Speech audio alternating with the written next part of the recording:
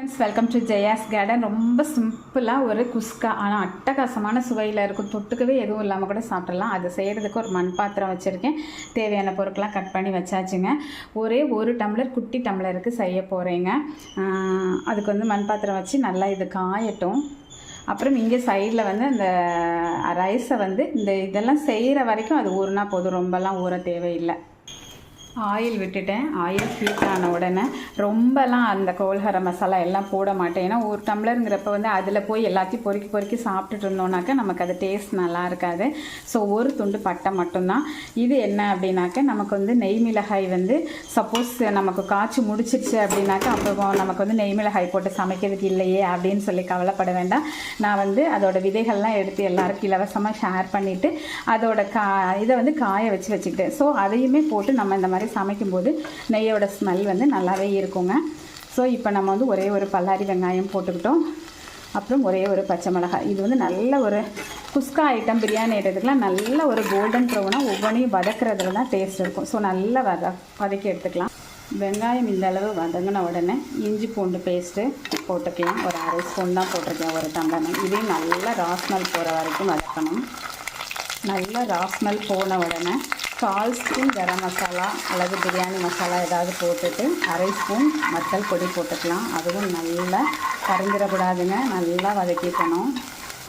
இந்த அளவுக்கு ஒரு கலர் சேஞ்ச் ஆகிற வரைக்கும் வதக்கிட்டு புதினா கொத்தமல்லி எல்லாத்தையும் போட்டு வதக்கலாம். இந்த அளவு வதங்கின உடனே பச்சை பட்டாணிங்க, இது வந்து நீங்கள் விருப்பப்பட்டால் போட்டுக்கலாம். சில ஹோட்டல்ஸில் பச்சை பட்டாணி போட்டு குஸ்கா செஞ்சுருப்பாங்க. ஸோ அதுக்காக போட்டு 2 வதக்கினா போது, ரொம்ப வதக்க வேணாம்.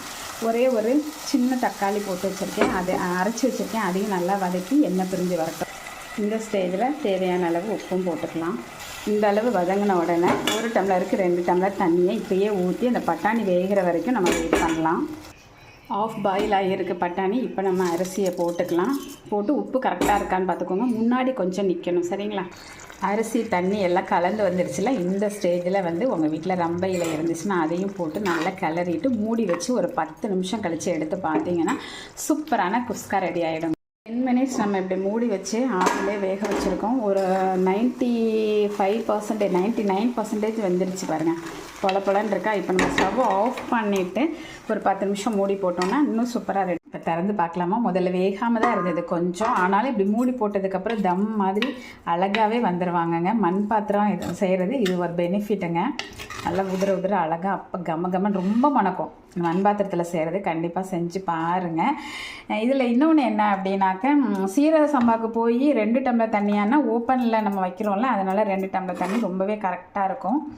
இப்போ நான் சாப்பிட்டு பார்த்துட்டு உங்களுக்கு சொல்கிறேன். குஸ்கா எவ்வளோ அட்டகாசமாக இருக்குல்ல.